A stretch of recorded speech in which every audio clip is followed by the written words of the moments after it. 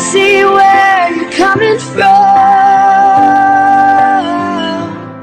'cause I've been there myself, put my faith in a man-made God. I know where you are.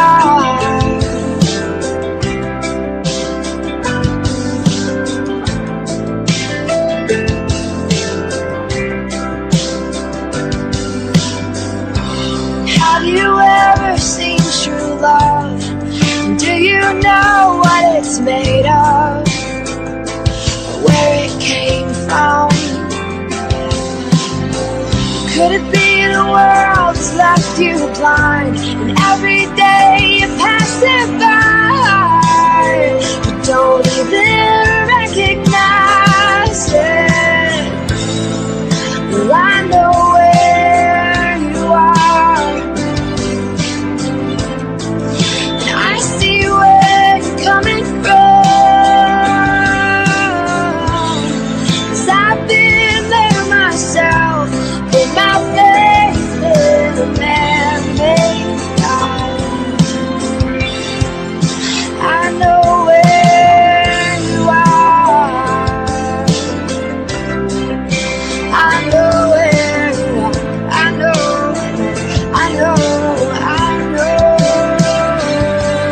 that Jesus paid it all, and it is well with my soul.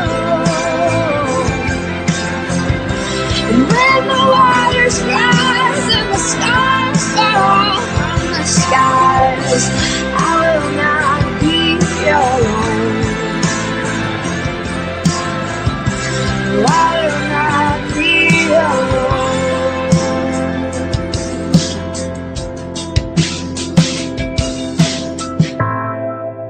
I know where you are, and I see where you're coming from, 'cause I've been there myself, put my faith in a man-made God.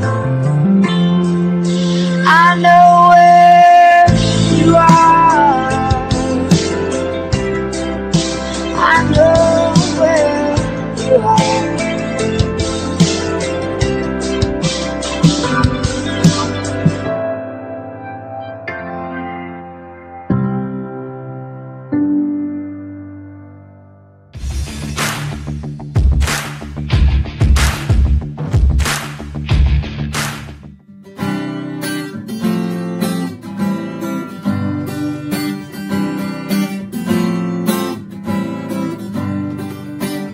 Eu vejo a glória do Senhor hoje aqui, a sua mão, seu poder sobre mim.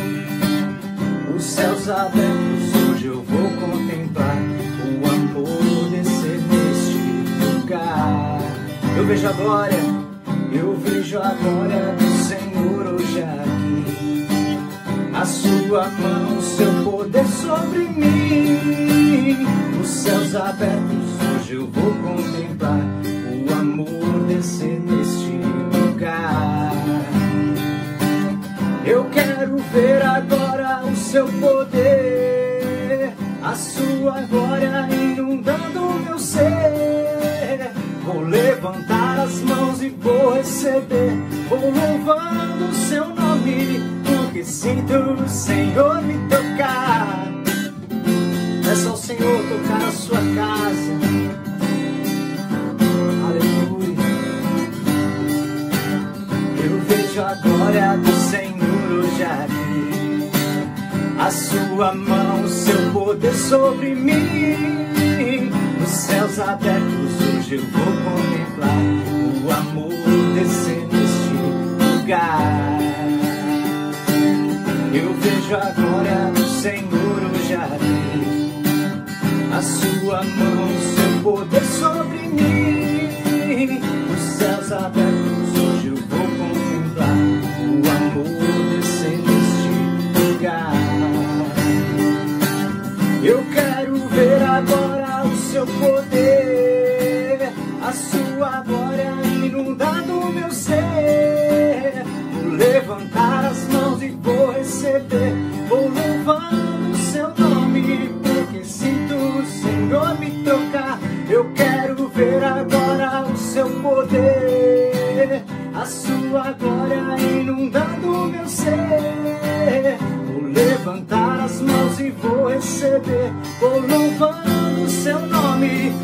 sinto, vou louvando seu nome, porque sinto, vou louvando o seu nome, porque sinto o Senhor me tocar. Aleluia.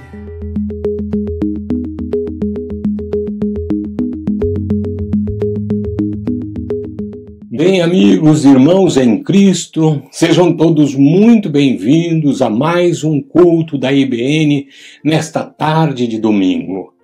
Minha oração, meu desejo é que Deus abençoe a sua vida. Eu sempre digo isso aqui na introdução, mas esse realmente reflete o desejo do meu coração.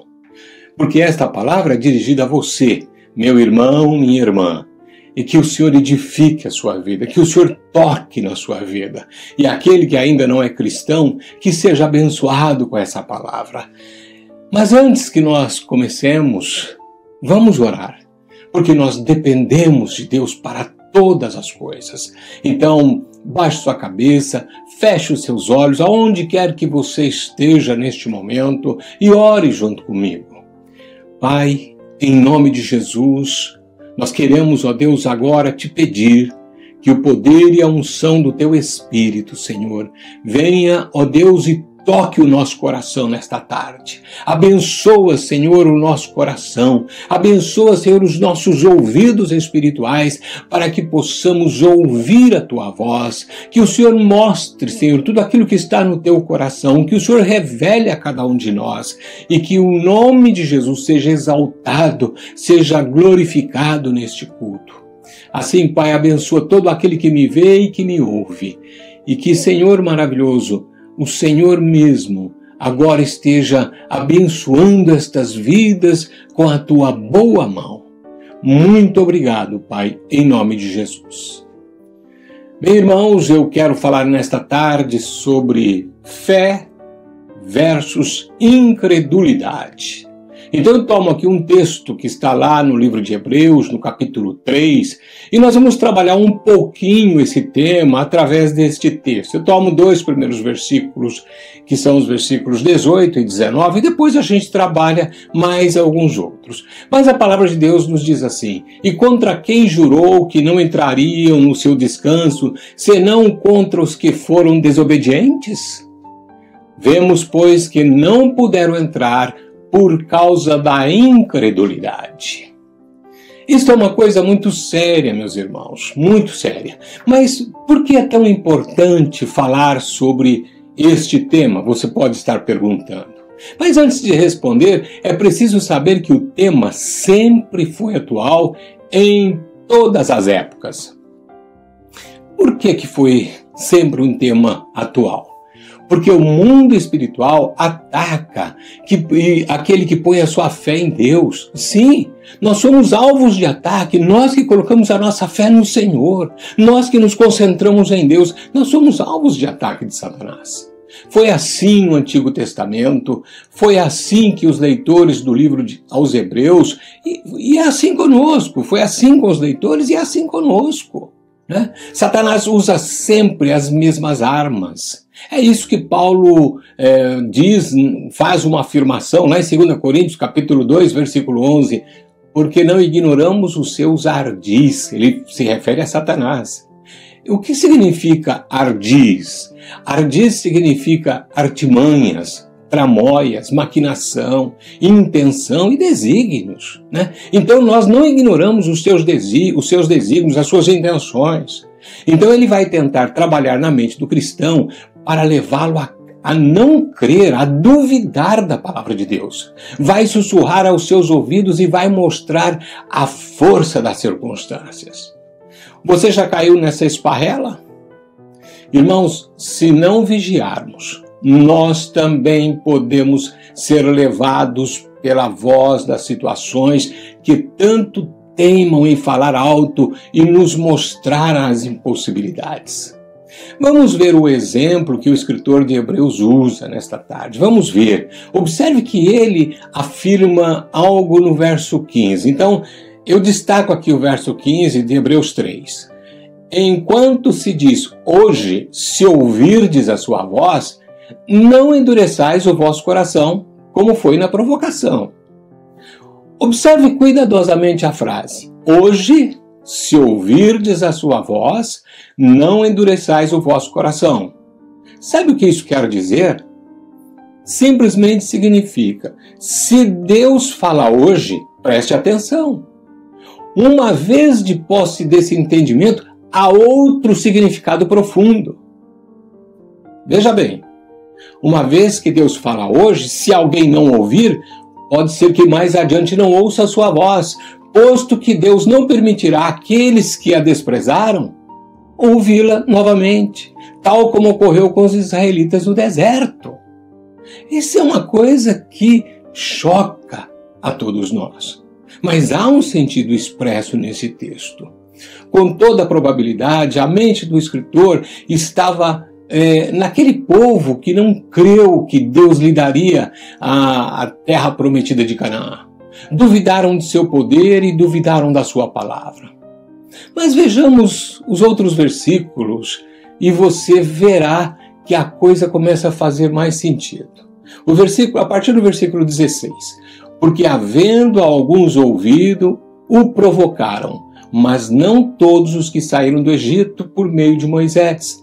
Mas com quem se indignou por 40 anos? Não foi porventura com os que pecaram, cujos corpos caíram no deserto? E a quem jurou que não entrariam no seu repouso, senão os que foram desobedientes? E vemos que não puderam entrar por causa da sua incredulidade. Irmãos, eu tomo duas palavras do texto que são muito importantes para nós. E talvez você deve já perguntar que palavras são essas. E eu destaco para você: desobediência e incredulidade. Preste atenção. Estas duas palavras andam em círculo. A desobediência entra no caminho da incredulidade. E quem trafega a trilha da incredulidade simplesmente prova a desobediência. Estas duas coisas afrontam a Deus. Vamos falar rapidamente sobre as duas, né? Então, em primeiro lugar, aqui uma pitada sobre a desobediência. Muitas pessoas parecem não levar tanto a sério, mas note, quem recebe a Cristo em seu coração é porque atendeu o chamado celestial de seguir fielmente a Jesus. Isto exige uma determinação pessoal de se conduzir com absoluta fidelidade à vontade de Deus, a qual é expressada em sua palavra, né? De outra forma, trata-se de uma responsabilidade de quem diz que ama a Cristo e se entregou a Ele. Pedro chama aquele que se converteu a Jesus como filho da obediência, e você pode constatar isso lá em 1 Pedro 1,14. Então, tudo tem a ver com a obediência incondicional às instruções de Deus em sua palavra. Aí eu faço uma pausa para perguntar: você que é um cristão, que entregou sua vida a Jesus, você que diz que Ele é o dono do seu coração, você é uma pessoa obediente? Você obedece sem questionamentos a palavra de Deus? Você submete a ela? Vai pensando aí. Mas vamos falar em segundo lugar sobre um pouco a respeito da incredulidade. Atentemos novamente para o verso 19 de Hebreus 3. E vemos que não puderam entrar por causa da sua incredulidade. O que ocasionou a perda da bênção da posse da terra de Canaã foi a incredulidade. Ou seja, aquele povo não entrou na terra porque não creu nas promessas de Deus. Note uma coisa: sendo infiéis, mesmo sendo povo de Deus, não garantia a eles a possessão da bênção, nem tampouco evitariam a disciplina de Deus pelo pecado da incredulidade. Não! Portanto, foi a incredulidade que se manifestou em infidelidade que manteve o povo distante da terra prometida e fez com que uma geração inteira morresse no deserto. Agora, eu destaco uma coisa muito importante. Embora esse povo tenha participado da bênção da libertação da escravidão no Egito, embora eles tenham recebido também o cuidado de Deus nas jornadas no deserto, e ainda que tenham ouvido a sua voz no Sinai, e mesmo que Deus tenha reconhecido esse povo como seu, ainda assim, o povo não ficou livre da disciplina que lhe impediu de entrar na terra prometida. Triste, não? Isto também é um ensino para nós. Agora, outra observação importante. O pecado da desobediência entra em cena depois da libertação do povo do Egito. Esse pecado se relaciona com a rejeição voluntária da vontade de Deus e da dúvida de Deus em cumprir a sua palavra. Irmãos, quando eu comecei aqui, eu disse para vocês que o tema sempre foi atual. Foi assim com os hebreus lá atrás no Velho Testamento. Foi assim com os leitores do autor, do escritor de Hebreus. E é assim conosco, né? Sempre as pessoas aí olham para as promessas de Deus, mas olham também para as circunstâncias.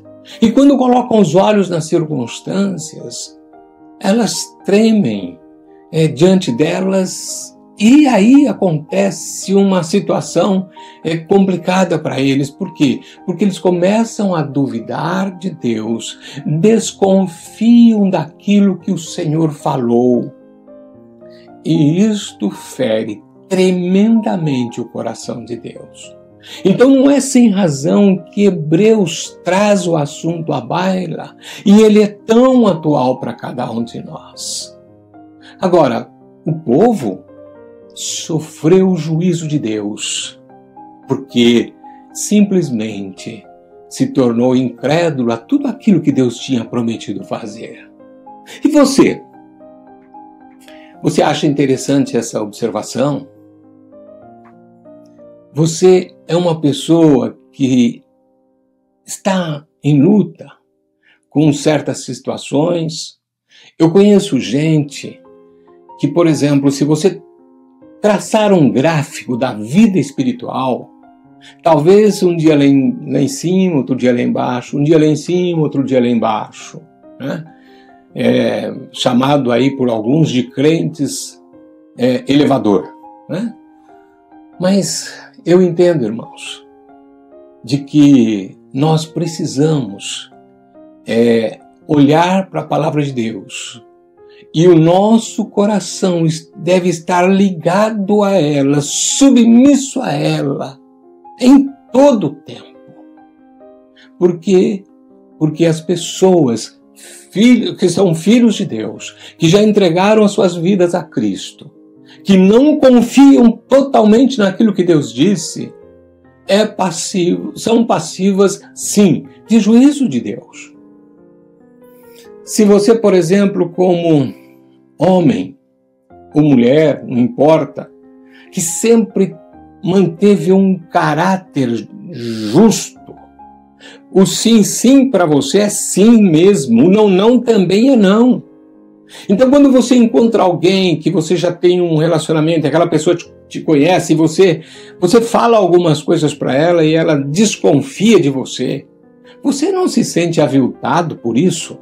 Será que você não se sente assim incomodado quando alguém não crê naquilo que você está dizendo? Como se você fosse um mentiroso? Atente bem para isso. Muitas vezes nós nos ofendemos com pessoas que descreem da nossa palavra. Pessoas que nós já temos um relacionamento, às vezes, longo. Como é que fica a nossa relação com Deus quando nós olhamos para as suas promessas e nós desconfiamos delas? Só porque Ele não nos atendeu no momento em que nós desejávamos? Só porque Ele não mandou aquela bênção no momento em que nós pensávamos que Ele iria fazer e não fez? Irmãos, eu penso que de algum modo essa coisa já esteve presente em sua vida. É ou não é? Quem sabe agora mesmo você está em dúvida quanto às promessas de Deus. As promessas de Deus, digo, para você. Será? Aquele povo que era povo de Deus, libertado por Deus, conduzido por Deus e que provaram as suas bênçãos, em toda a caminhada, não puderam entrar na terra prometida porque lhes faltava algo indispensável. O que era? Obediência, submissão, fidelidade e fé. Foram considerados indignos por causa da incredulidade. O que eu estou dizendo aqui é forte, não? Para alguns até pode isso parecer uma verdade, mas não é eu que digo isso. É o que está registrado na palavra de Deus. Foram considerados indignos por causa da incredulidade. Note que a palavra está no final do parágrafo e da frase. Não puderam entrar por causa da sua incredulidade. O que aprendo com isso? Posso supor, por causa da construção da frase, que o autor de Hebreus queria dar um destaque, um relevo ao fracasso espiritual do povo. E isso tinha um interesse, os seus leitores, como também a nós mesmos. Olhando para o fracasso espiritual do povo, ele nos chama a atenção. E se você for ler o capítulo 4, a menção continua. Eu não vou tratar do capítulo 4. Aliás, até trouxe uma mensagem outros dias atrás a respeito do capítulo 4 de Hebreus. Mas a lição aqui é que a menção do registro histórico contém uma advertência para nós, para o nosso tempo atual. Veja bem, se aquelas pessoas crentes em Deus, pessoas escolhidas, não puderam ter acesso às bênçãos que Deus lhes havia preparado, da mesma maneira nós não poderemos esperar receber algo de Deus se somos incrédulos e infiéis a Ele. Irmãos, muitas vezes nós mesmos estamos querendo dar direção à nossa vida. Porque se Deus não respondeu a um pedido que eu lhe fiz, eu então me volto contra Ele. Já não creio mais. Que coisa é essa, né? O meu coração, na verdade, se tornou um coração incrédulo. E quando se torna um coração incrédulo, é porque antes a minha fidelidade se tornou em infidelidade. A minha lealdade se tornou em deslealdade. É a hora de nós olharmos para o nosso coração. Deus está chamando um povo para confiar inteiramente nele. Entrar de cabeça. Não importa. Se Deus deixar de dar alguma bênção que você pediu num determinado momento, você ainda vai amá-lo por ser o Deus que Ele é? Claro, irmãos. Deus sabe o que é melhor. Eclesiastes capítulo 3 diz que Ele tem o tempo para todas as coisas. E às vezes nós estamos exigindo que Ele responda.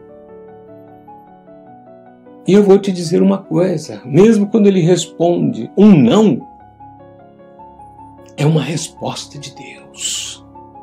Agora, Você vai ficar chateado, magoado, feito uma criança imatura, porque Deus disse não? Imagina Paulo, me lembro agora que isso veio à minha mente. Ele está indo na sua viagem missionária, e a Bíblia diz lá no livro de Atos, que ele, ao ir na sua viagem missionária, ele tentou ir para a Bitínia, mas o Espírito de Deus, o Espírito de Jesus não o permitiu. Ele tentou ir para o outro lado, e o Espírito Santo também o impediu. Será que o apóstolo Paulo pudesse reagir como cada um de nós para dizer, também agora não vou mais, não? Não, ele confiou no Senhor. Ele confiou no Senhor. E ele foi indo e o Espírito foi dirigindo. E sabe onde ele foi parar? Na cidade de Filipos. Imagina se ele tivesse desistido da viagem. Nós hoje não teríamos uma epístola que tem abençoado milhões de pessoas através dos séculos, que é a Carta aos Filipenses. Irmãos, aquela igreja não existiria ali. Mas porque Paulo confiou no Senhor, ele obteve algo muito melhor. Será que eu posso aplicar esse princípio em diversas situações da vida? Claro, sem dúvida. Porque Deus, quando olha para mim e para você, Ele tem o melhor para nós. Você pode estar pedindo a Ele alguma coisa que você pensa que aquilo é o melhor para você. Mas Ele que vê o amanhã, Ele que vê daqui algum tempo, Ele vê o futuro, né? Ele sabe que aquilo pode não fazer bem a você. Ele tem o melhor para você. E às vezes as respostas de Deus também elas são, eu diria assim, Ele coloca aquelas respostas num tempo de espera para cada um de nós, é porque Ele está trabalhando na nossa vida. Agora, por causa disto, eu vou ser incrédulo? E a incredulidade é algo que machuca tremendamente o coração do Pai. Vamos para uma questão prática agora. O que é a incredulidade que eu tenho falado aqui? O que é? Como é que a gente pode aí definir esse termo? Seria, porventura, falta de fé? Para melhor entendermos o conceito de incredulidade, temos que recordar que a Bíblia nos ensina que a fé vem pelo ouvir e o ouvir da palavra de Deus. Isso está lá em Romanos 10, capítulo 10, versículo 17. Portanto, se a fé vem pelo ouvir da palavra, da mesma forma, a incredulidade se instala por informações, conceitos e valores que não procedem de Deus. Eu vou explicar isso um pouquinho melhor para você. Quando Adão e sua mulher pecaram, ao ouvirem a voz de Deus no jardim, eles se esconderam. Você pode também ver isso lá em Gênesis, no capítulo 3, versos 10 e 11. Deus, naquele momento, chama por Adão. Adão, onde estás? A resposta vem a seguir. Ouvi a tua voz soar no jardim e temi, porque estava nu e escondi-me. E disse Deus, quem te mostrou que estavas nu?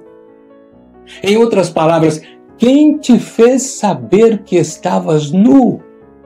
Quem te deu essa informação? Observe o seguinte. Adão e Eva comeram do fruto do conhecimento do bem e do mal. E como consequência dessa desobediência, a realidade do mal se instala. E o confronto com a palavra de Deus é estabelecido. Depois do pecado, o homem não dá ouvidos a Deus, mas dirige a sua vida pelos seus sentidos físicos, pelos seus conceitos e pelos seus próprios valores. Agora, você pode até perguntar, de onde ele tira esses conceitos e valores?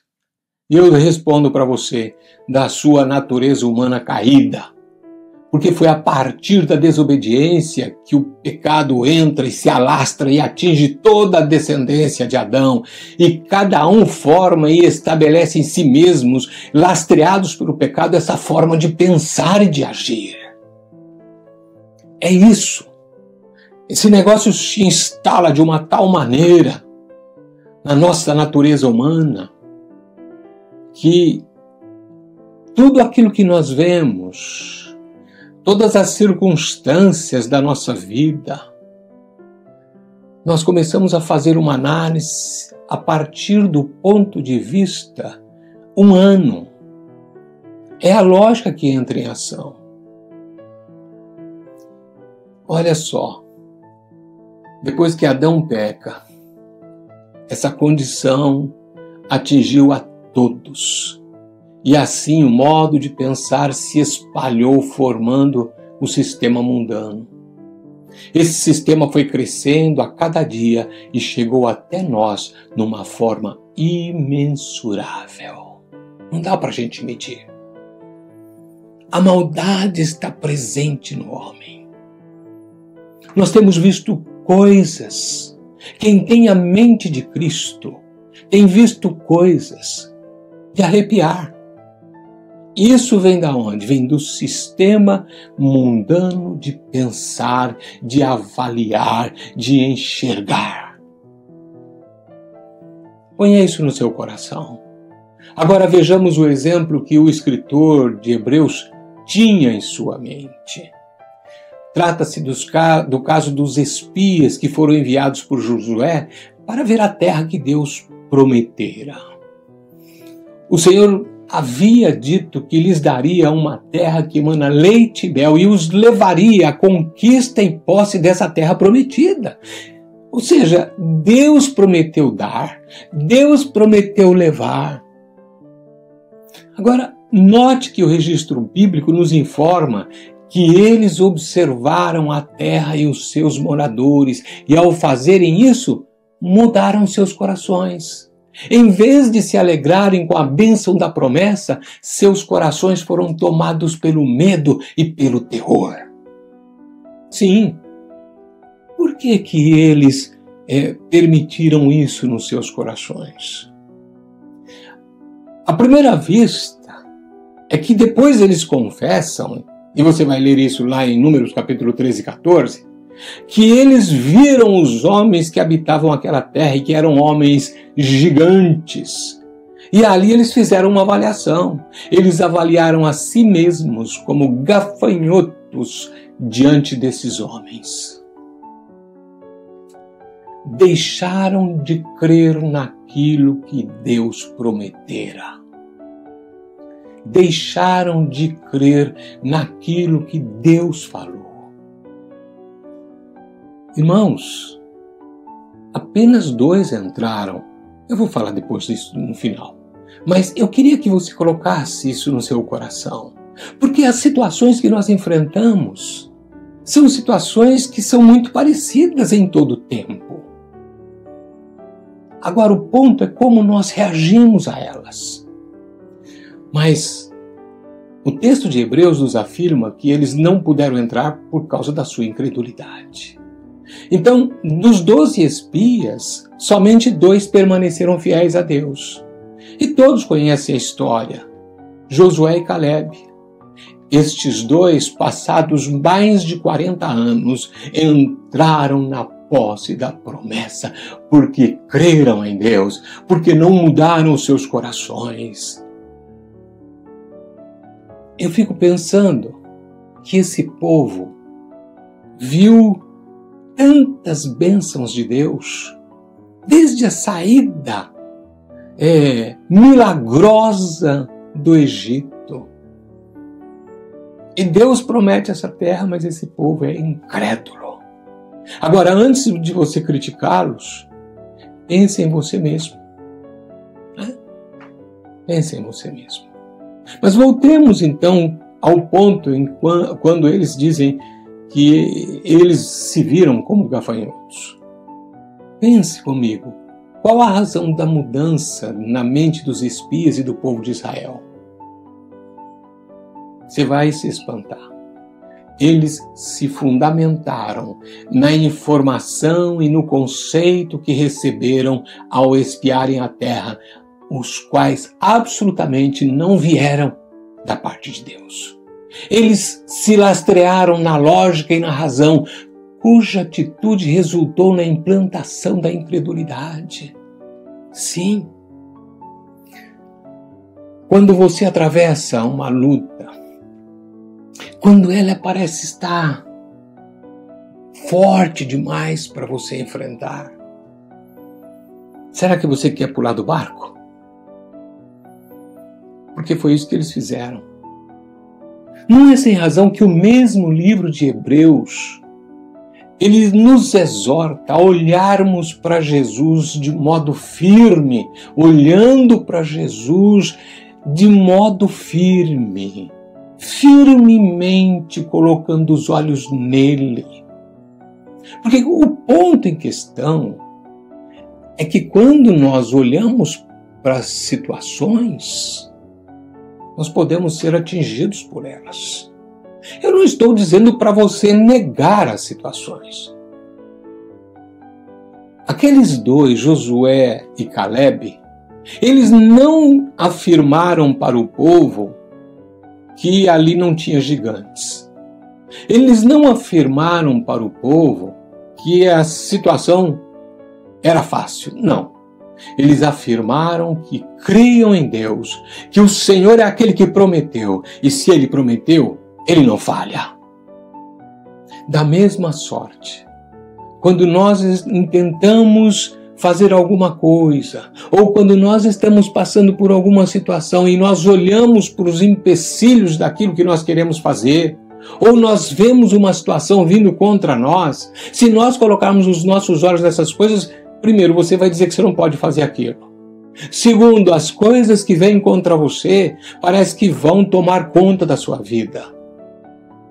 Mas nós devemos ter atitudes como tiveram Josué e Caleb, firmes naquilo que Deus disse. E se Ele disse, a sua palavra não cai por terra. Porque o Deus que prometeu não pode mentir. Assim, Ele tem promessas para nós. Agora, diante de fatos como esse, dos quais a Bíblia faz diversas menções, nós podemos concluir que a incredulidade é uma forma de crer diferente, baseada em conceitos e valores que não procedem de Deus, mas da carne e do sistema mundano. Nós compreendemos isso? Será que nós compreendemos isso? É exatamente a forma que nós avaliamos. E se nós, então, não atentamos para as promessas de Deus ou para a palavra de Deus, nós somos envolvidos nestas coisas. Aí prevalece a nossa lógica, o nosso modo de pensar. E o nosso modo de pensar segue muito a nossa natureza humana. E aí, com o nosso envolvimento, a incredulidade se instala. E quando a incredulidade se instala, nós não somos mais fiéis a Deus. Nós não somos mais fiéis à sua palavra. Nós colocamos um ponto de interrogação quando Deus pôs um ponto de exclamação. Você e eu somos instados a confiar no Senhor, porque o meu justo viverá pela sua fé, e se ele recuar, a minha alma não tem prazer nele. Agora que nós já falamos um pouco sobre a incredulidade, eu pergunto, e a fé? E a fé? Bem, o termo fé possui alguns significados. Algumas vezes se refere a um corpo de crenças. Por exemplo, quando nos referimos à fé cristã, nós podemos dizer fé cristã, fé católica, ou quem sabe a fé do Islã, qualquer coisa dessa natureza. Alguém pode até perguntar, que fé você abraçou? Então isso está significando um corpo de crenças. Mas em nosso contexto eu abordo a fé como confiança em Deus. Quando falamos em confiança, podemos compreender que o termo envolve ideias mais ou menos como dependência, obediência e lealdade. Isso tudo está envolvido no tema da fé. Agora vamos para a parte prática, né? Muitas pessoas falam palavras de fé, mas elas não estão cheias de fé. Não. Muitas delas pensam que a fé vem por falar a palavra de Deus. Não. A fé vem pelo ouvir a palavra de Deus, como eu já disse anteriormente. Isso é a palavra de Deus que nos diz, Romanos 10, 17. Mas antes de falar palavras de fé, é preciso estar cheio de fé. Porque aí sim, a sua palavra terá peso. Fora disso, não. Então, para que isso seja uma realidade, o coração deve estar envolvido com a palavra de Deus em todo o tempo. Agora, no entanto, o espírito da fé é também falar. Se você crê naquilo que a palavra de Deus diz, as circunstâncias não vão exercer influências sobre a sua vida. Independentemente do tamanho do problema que você está passando, você vai seguir confiando naquilo que Deus lhe prometeu através da sua palavra. Então, só então podemos declarar como o apóstolo Paulo afirmou em 2 Coríntios 4,13. Criei, por isso falei. Bem, irmãos, eu quero partir para uma conclusão porque entendo que esta palavra de hoje, fé versus incredulidade, que envolve tantas nuances na nossa vida, e que talvez muitos de vocês não sabiam que a incredulidade, uma postura assumida de incredulidade, pode afrontar o nosso Pai. E não somente isto, nós que somos filhos, né, e assumimos essa posição, podemos atrair sobre nós juízo de Deus, porque aquela gente caiu no deserto, não entrou na terra prometida. Eu quero fazer aqui uma observação. Pode ser que exista entre nós pessoas que afirmam confiar em Deus, mas ao enfrentarem problemas, né, uma tormenta, e todos enfrentam tormentas, essa fé que dizem ter será posta à prova. Observe que muitos fazem um esforço para crer como se a confiança fosse produto deles mesmos. Será que é alguma coisa que eu posso produzir? Não. Eu tenho uma responsabilidade nisso. Sem sombra de dúvida, todos nós temos uma responsabilidade, mas entenda, de maneira bem simples, a fé, essa confiança que temos, é um trabalhar do Espírito de Deus em nosso coração. Mas como vem essa operação? Quando nós nos expomos à palavra de Deus e buscamos ter intimidade com ela. Quando isso acontece, nasce uma abertura espiritual necessária à fé. E eu finalizo essa palavra com algumas perguntas. Você é uma pessoa de fé? Você que me ouve, você que é cristão, você que tem algum tempo de caminhada com Deus, você é uma pessoa de fé? Novamente, vamos para o aspecto prático da vida, né? Essa frase eu usei aqui algumas vezes, né? Vamos para o aspecto prático. Você crê na palavra de Deus e duvida das circunstâncias? Josué e Caleb creram na palavra de Deus e duvidaram das circunstâncias. Mas os outros 10, né, fizeram ao contrário. E é exatamente essa outra pergunta que eu faço para você. Você crê nas circunstâncias e duvida da palavra de Deus? Esse é o ponto que eu quero levar você a refletir. Aqueles 10, eles creram na circunstância. Eles se fundamentaram na lógica, no sistema mundano de pensar. Josué e Caleb não. Eles creram em Deus e duvidaram das circunstâncias. Se você é cristão e passa por algum momento difícil e duvida das promessas de Deus em sua palavra, tome hoje o exemplo que o escritor de Hebreus nos deu. E se você ainda não é um cristão, eu quero dizer que há inúmeras promessas de Deus em sua palavra para aquele que um dia entregou a sua vida a Jesus. Sim, promessas de bênçãos, promessas de restauração, promessas de cuidado, promessas de orientação, promessas de direção. Mas essas promessas são destinadas àqueles que entregaram as suas vidas a Cristo. Quem sabe você quer fazer isso agora, você que me ouve? Eu quero terminar essa palavra desta tarde fazendo uma oração com você. Eu quero pedir a Deus, se você é meu irmão em Cristo, e que talvez esteja atravessando uma situação difícil, complicada, e às vezes isso já vem assim de um certo tempo. Quando a gente passa pelas tempestades da vida, as noites escuras e sombrias, às vezes uma noite parece um mês parece um ano. Irmãos, Deus nos convida a tirar os olhos de tudo isso e manter os nossos olhos fixos nele.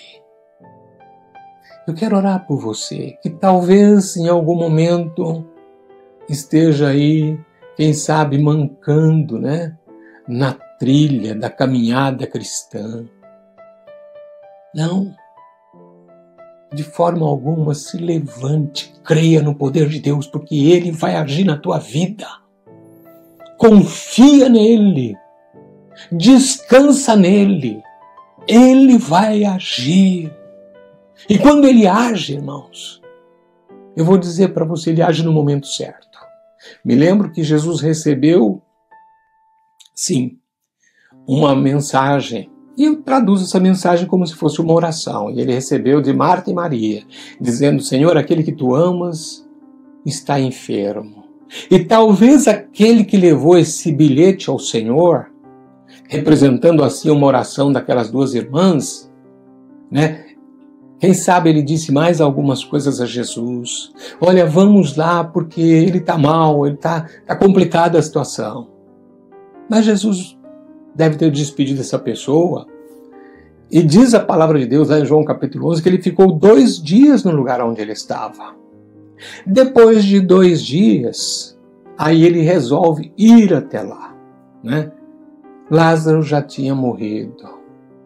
Ele já tinha falecido. E quando ele chega naquele lugar, então as irmãs vêm até Jesus. Sabe? E uma disse para ele assim: Senhor, se tu estivesses aqui, meu irmão não teria morrido. Jesus disse para ela que ela confiasse e que ele haveria de ressurgir. É claro, ela levou isso para o tempo da ressurreição. Não. Observe. Jesus disse a ela: não te hei dito que se creres verás a glória de Deus? Tem muita gente que quer ver a glória de Deus para crer. Tem muita gente que quer manter uma relação com Deus de fidelidade, de lealdade, se Ele atender o pedido na hora que Ele pediu. Jesus disse que se a pessoa cresce, veria a glória de Deus. É preciso antes crer para depois ver. Ainda que nós não estejamos vendo nada disso, ainda que nós não estejamos vendo na nossa frente situações que nos mostram que alguma coisa começa agora a brilhar. Não, antes de tudo nós vemos isso com os nossos olhos da fé. Colocamos as nossas promessas, as promessas de Deus no nosso coração e os nossos olhos estão postos nele.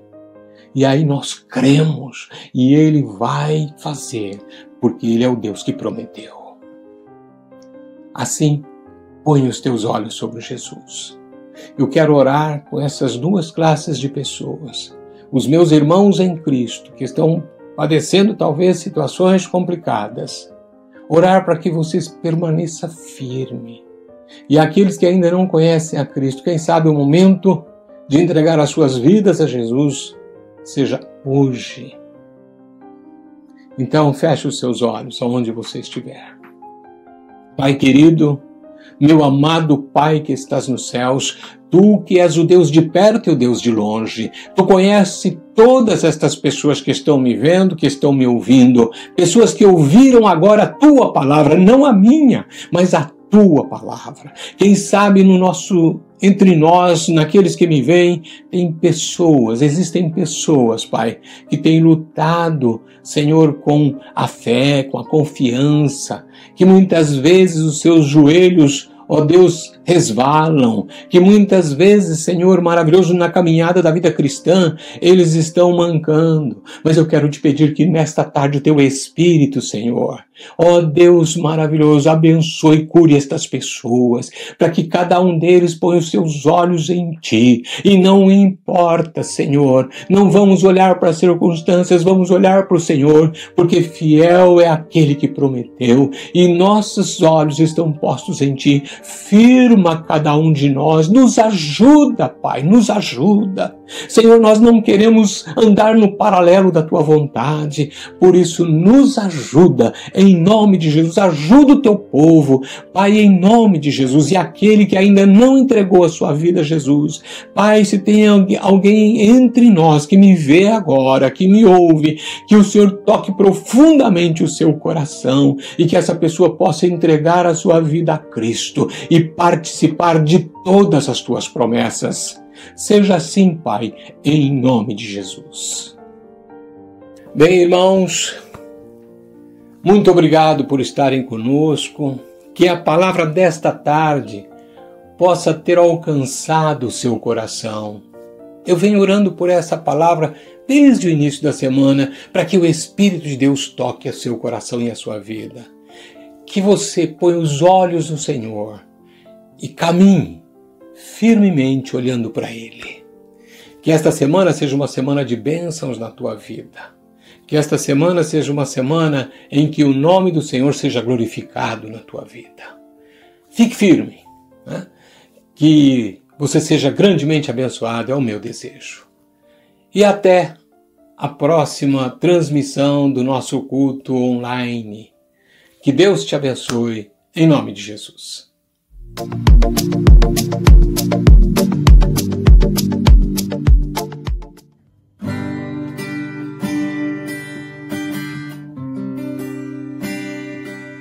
Toma o teu lugar, Jesus, toma o teu lugar, Jesus.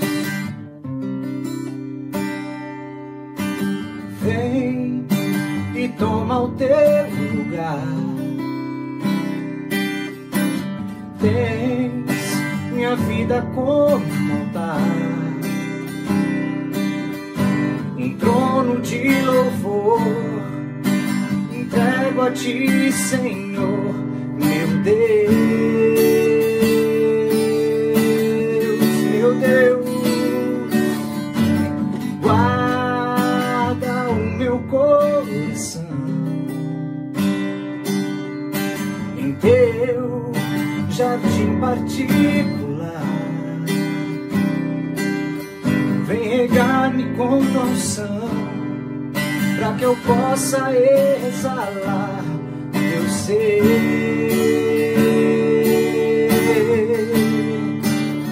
Dai-me Tuas asas pra Te alcançar nos lugares altos, aonde Tu estás assentado acima de todos.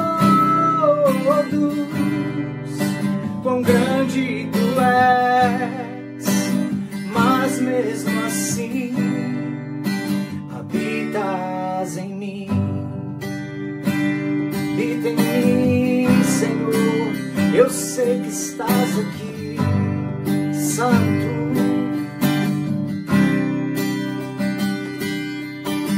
Vem e toma o teu lugar. Tens minha vida como altar, um trono de louvor. Entrego a ti, Senhor, meu Rei. Tu és meu Deus, guarda o meu coração, em teu jardim particular.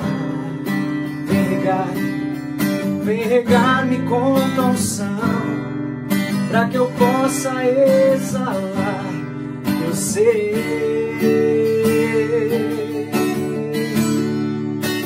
Dai-me tuas asas pra te alcançar nos lugares altos, aonde tu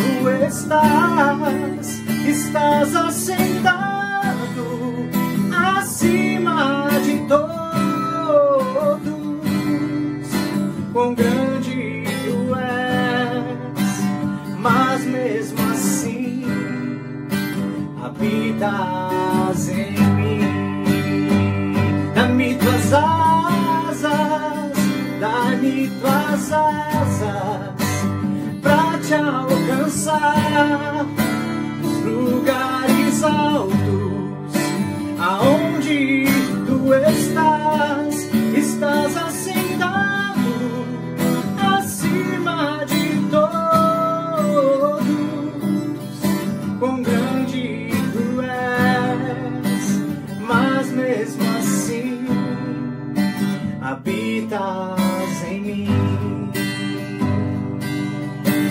Eu sei, habitas em mim, habita no meio dos teus filhos, Jesus.